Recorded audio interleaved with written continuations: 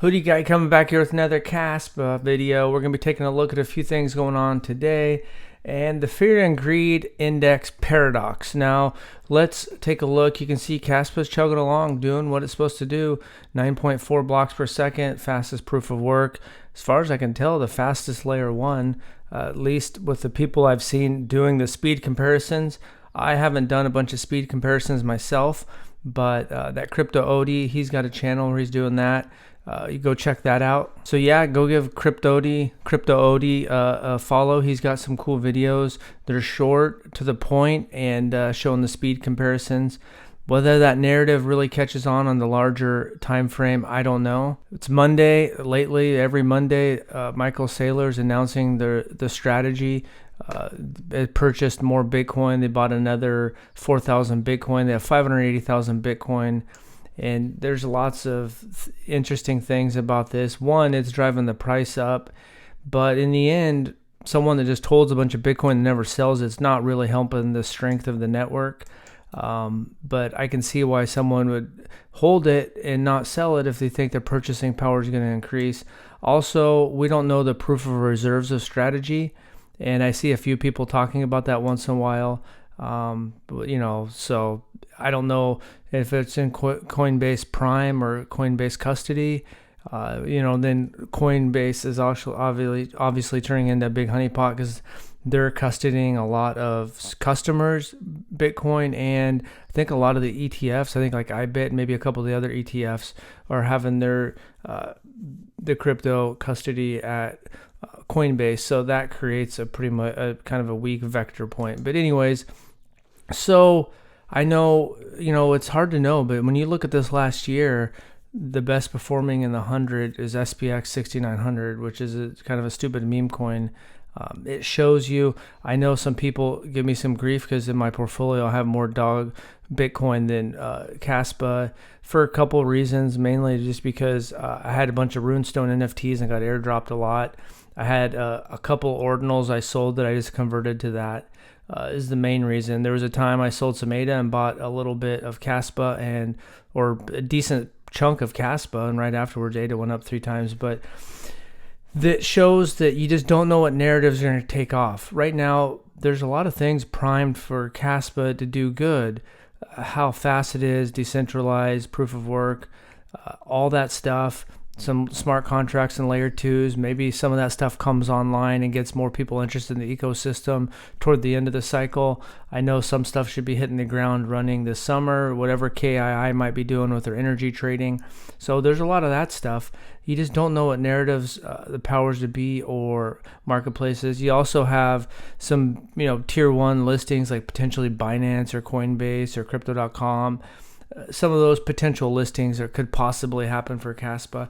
I think eventually they'll all get listed. It'll get listed on all of them. I just don't know if it'll happen this cycle. But looking back at the 1 year on the crypto bubble shows you that, I guess, SUI, XRP out of the big ones, you can see XMR, Monero has done pretty good. Aave, Cardano's up 64%, Virtual, SPX. So you could Stellar, XLM. You can see Kaspa is 25% down on this year. Most of these are down. Bitcoin's up 58%. So for me, I just don't know. I've made my bets, and I think the thesis on Kaspa doing good is there. Whether it plays out as good as the people that are super bullish, we don't know. Or if it just kind of plays out to something more conservative, we just don't know. But you can see the last day we're basically kind of went up to almost 11 cents, pulled back a little bit. Meanwhile, Bitcoin's up about 2%, it did hit 110,000. The Kaspa-THE chart, you can see that we've kind of had a little bit of a breakout recently since that kind of the April low.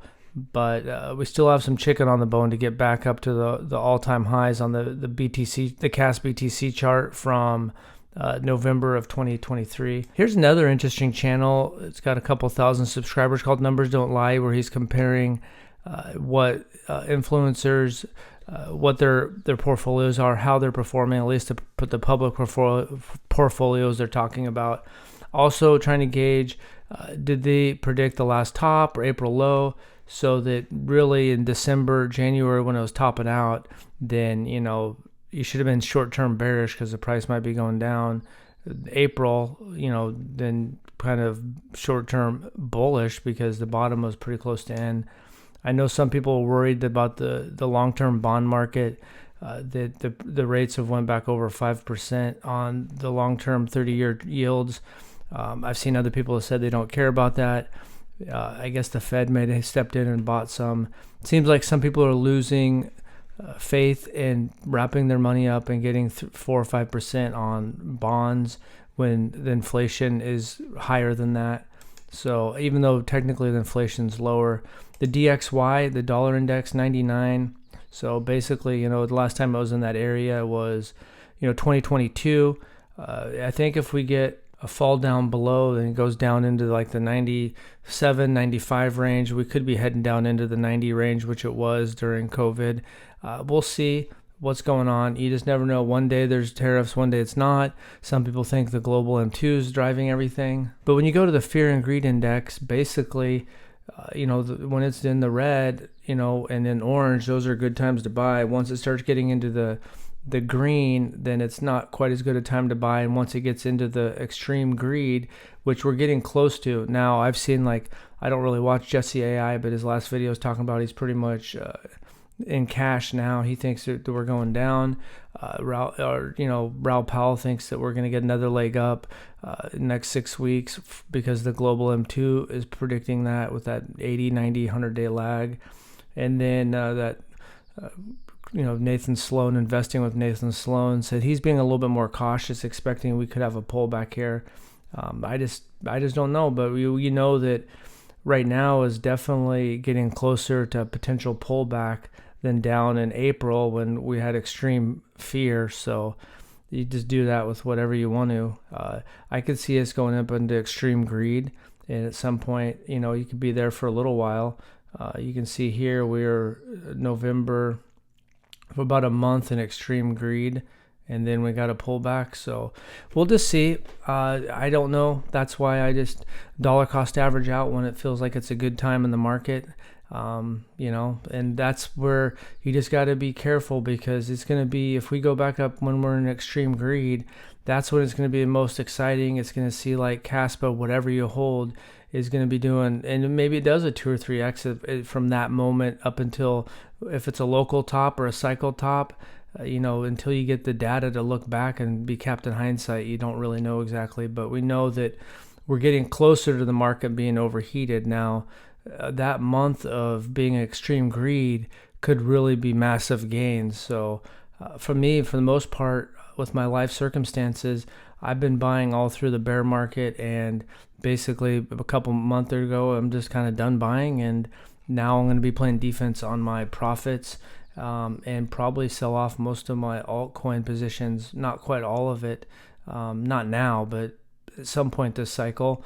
And you can see that Kaspa had a 75% drawdowns. Other alts had a 90% drawdowns, and this is during a bull market. So Bitcoin had like 35% drawdown. So if Bitcoin some point goes overheated and gets a 50 or 60% drawdown, you could be looking at another 70 to 90% altcoin drawdown. So we'll see how it shakes out. Anyways, happy Monday. Thanks for watching, and have a good day.